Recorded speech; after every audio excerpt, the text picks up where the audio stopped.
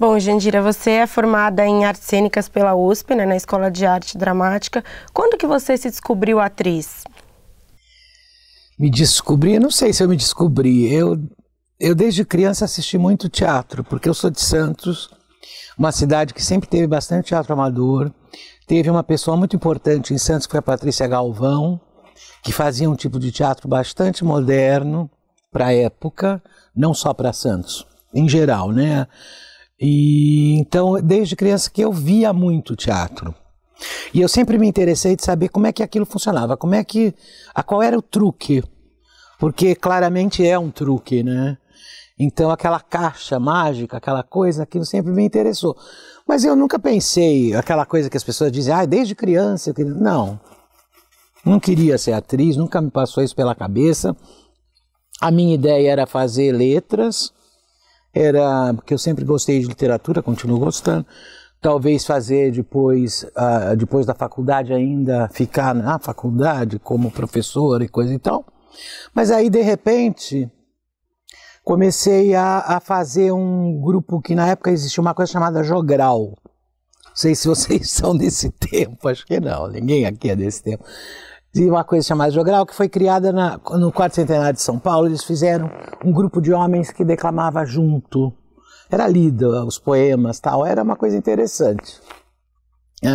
Aí eu fiz na escola, no curso já no clássico, né, que era o colegial, que eu já nem sei mais como chama hoje. No clássico acho que nem existe mais. Então a gente fez um grupo dessa declamação. E a partir daí comecei a me interessar mais. E apresentava, porque a escola gostava que apresentasse tudo isso, né?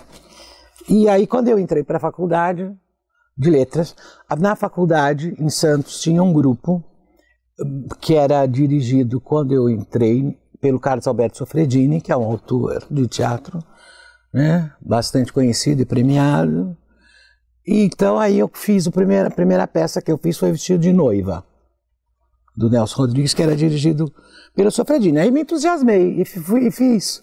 Durante todo o período da faculdade, 4 anos, participei desse grupo, já pensando em fazer a escola de arte dramática, mas nunca pensando em ser atriz profissional. Isso foi uma coisa que meio foi vindo assim, sabe?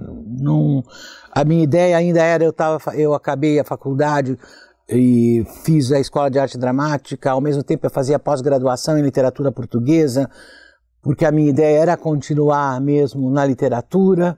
Mas aí eu me formei, eu fui convidada para fazer, o Silnei Siqueira me convidou para fazer Medea, na companhia da Cleide Diáconis. A Cleide Diáconis, obviamente, era a Medea, e me oferecendo o papel da Ama, que era muito interessante, aí eu fiz. E fiquei. E achei que valia mais a pena ficar no teatro do que voltar para os meus estudos lá da faculdade. Larguei tudo aquilo, né? E não me arrependi nunca. E dessa época que você vivia em Santos, que você ia ao teatro, quais as suas lembranças dos seus primeiros estímulos culturais? Teve alguém que te levou ao teatro pela primeira vez? Alguma experiência que te marcou mais? Eu já contei até essa história em outros lugares, eu acho.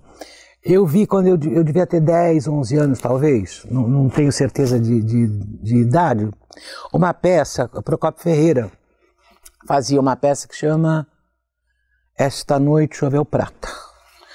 E a peça, até mais um dos truques, lógico, no final, quando acaba, a mulher dele tem um amante e vai embora com o amante. Esse final da peça, né? Quer dizer, não é o final, depois a gente sabe que não é. Quando ele fica sozinho e tal, quando a cortina começa a fechar, o ator diz, para, a peça não pode acabar assim. E eu, criança, na minha cabeça, aquilo era verdade, era o ator dizendo. Quer dizer, só quando recomeçou que eu fui entender que aquilo fazia parte da peça e tal. Eu acho que isso foi uma experiência, aquela tal história que era aprender esse truque. Quer dizer, como é que esse homem me convenceu de que aquilo era verdade? Entendeu? Então, essa curiosidade eu acho que veio muito daí, muito do Procópio. Eu me lembro de, mesmo sem pensar em ser atriz, de eu ficar tentando repetir a piada como ele fazia. Que a graça não estava exatamente na piada, muitas vezes, a graça estava nele. Na maneira como ele enunciava a frase. Então eu me lembro que eu ficava tentando, mas ele fala mais grosso, não, mas aqui é mais fino. Não, mas não, nunca tinha pensado, porque eu quero ser atriz ou aprender com o Procópio. Não, isso não. Mas eu acredito que isso me influenciou bastante.